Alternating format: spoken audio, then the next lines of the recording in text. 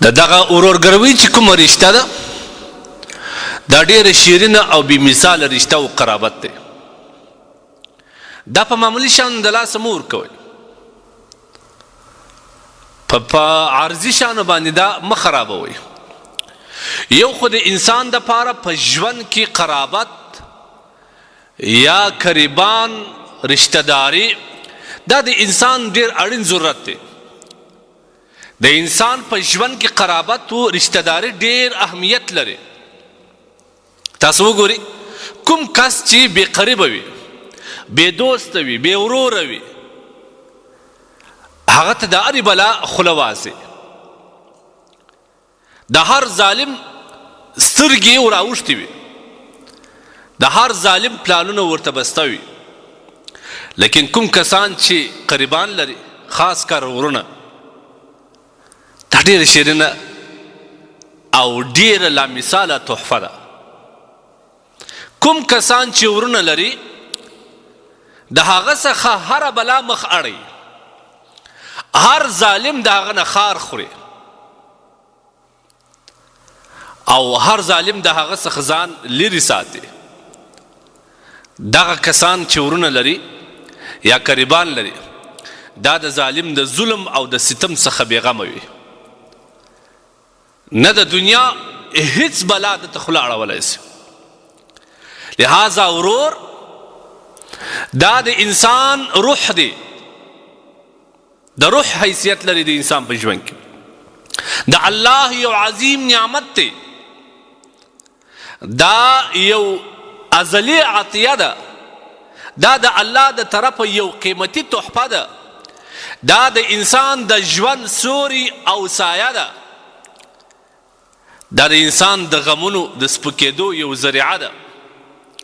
لیکن افسوس به وایم زموږ په ټولنه کې زیاتره خلک د خپل ورور سره سیالي کوي، دشمني د ورور سره اخیستې ده. پر هر پنډل باندې، پر هر تړه باندې د ورور غیبت یې شروع کړی دی. ډېر خلک د نورو په خولو باندې د خپل ورور سره عداوت او دشمني کوي،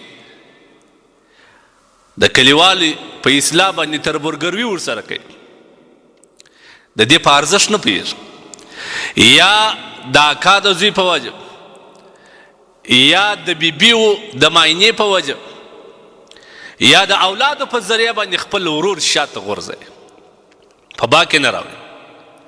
دغه اولاد دپاره د دغه خپلې کور والا دپاره ګټه کوي، د ورور د خولې ګوله راکاږي په دوی باندې خوري. دا ته وایي بې غیرته سړی چې ستا د مور زو کړی دی، ستا وینه سره یوه ده، د یوې سینې شیدې مې رودلې دي، هغه نن د یو اجنبي په وجه، د یو لرې کس په وجه باندې دا سره شکوي او دا ورور دا رشته شاته غورځوي. د ښځې په خبره د اولاد دپاره مه کوئ، د ورور ډېر قدر وکړي. هغه شاعر وایي زه مې د ورور په سر باچاوم، زه مې د ورور په سر باچاوم، که ورور مې نه وای د کوڅو ملنګ به وای. همدغسې ده، مشر ورور خاص کر په کور کې ډېر زحمتونه ګالي، دا نور ورونه یې ټول در سایوان لاندې کښېنولي، دی ځغلي، خولې هم درته بهیږي، لاسونه هم د ده تناکې وي، پښې هم د ده په ګرځو لړلي، مسافرۍ هم دی وړي، بهر ملک ته سفرونه هم دی کوي، د ورونو دپاره هر قسم زحمت پر ځان وړي. لیکن دغه ورونه چې کله رالویان سي، ځوانان سي، وخت د دې راسي چې دغه مشر ورور وساکي، دوی د دغه ورور سره سیالي شروع کړي، پر دغه ورور باندې بدګمانه سي، دی زما پیسې پټ کړي، دی زما سرمایه پټه کړه، بدبخته کې پټې کې په چا به وخوري، خو یا ستا ورېنداره خوري، یا ستا ورور خوري، ستا د مور زوی کړی دی، یا ستا وراره خوري.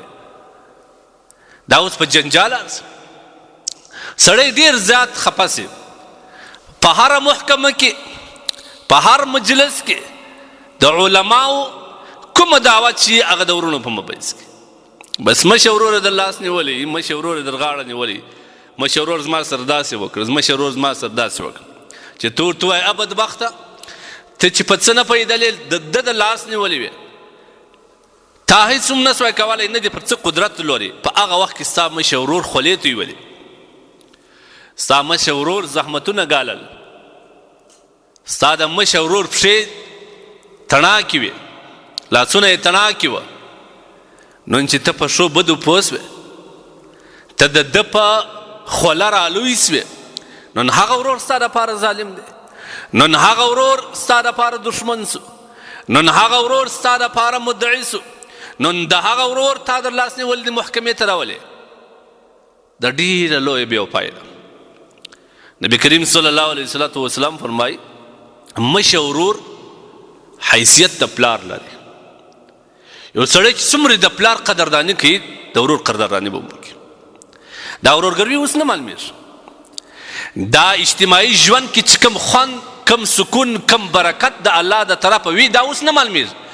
دا هغه وخت معلومېږي چې دا ورور سره تاش په تاش، یو پر یوه ولاړ سي، بل پر بل ولاړ سي، په ولایتو سره بدل سي، ولاړ سي یو ښار بل ښار ته سره ورک سي.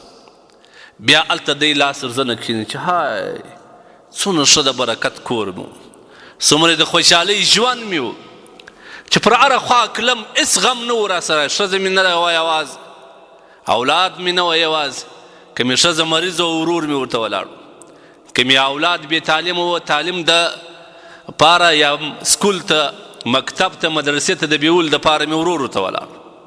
اوس به زه څه کوم؟ مریض ته به هم پخپله ولاړ، اولاد به هم در تعلیم در ځای خپله رسې، په کور کې به هم همیشه چې هر چیرې ځې ماښام به شپه کور ته راسې، که نه یوازې زنان دې په کور کې پرېږدي. دا ډېر برکتونه لري. دا اجتماعي سایوان چې پر یو چا پروت وي، تر هغه سایوان در هغه چتر لاندې چې کوم انسانان زندگی کوي د دې سایوانو د دې چتر قدر نه ور معلومېږي. کله چې دا سایوان ټول په لمر باندې ګرم سي، بیا یوې خوا او بلې خوا ته سر زغلي، بیا په هغه تېر سوي چتر او سایوان سي بیا دی ډېر زیات افسوس کوي. افسوس بیا هغه وخت هېڅ فایده نه کوي. اوس د اجتماعیت وخت دی، اوس د قرابت وخت دی، اوس د زغم او د برداشت وخت دی. په دا اجتماعي ژوند کې ډېر وخت به داسې وي چې ستا ناخوالې به وي، لیکن څه برداشت غواړي. لہذا ورور د انسان دپاره غټه هستي ده. ورور ستا د دشمن مخ ته ولاړ دی، ستا د دشمن خنجر به اول په ورور کې مشت تا ته نه در پرېږدي. ورور ستا مینه ده، ورور ستا د زړه سکون دی. ورور چې لرې پر سکروټو باندې ورځه دا به تا ته خاورې سي، دا به تا ته یخې اوبه وګرځېږي. که دې ورور نه و بیا به دا هرې بلا خوله تا ته وازي. لہذا په دنیا کې دا قرابت او دا رشته داري د دې ډېر خیال ساتئ. دا په معمولي شیانو د لاسه مه ورکوئ، دا مه خرابوئ په معمولي شیانو باندې. دا خاص کر مشه ورور دا په خپل کورنیو په عامل کې د پلار حیثیت لري. د دې په مقابل کې مه درېږه. د اولادو پر سر باندې، د ښځې پر سر باندې، د خسرګنۍ پر سر باندې د دغه ورور د ژوند سکون مه اخله. دې ورور ته د دشمن په حیث باندې مه درېږه. دغه ورور ته د مدعي په شکل کې مه درېږه.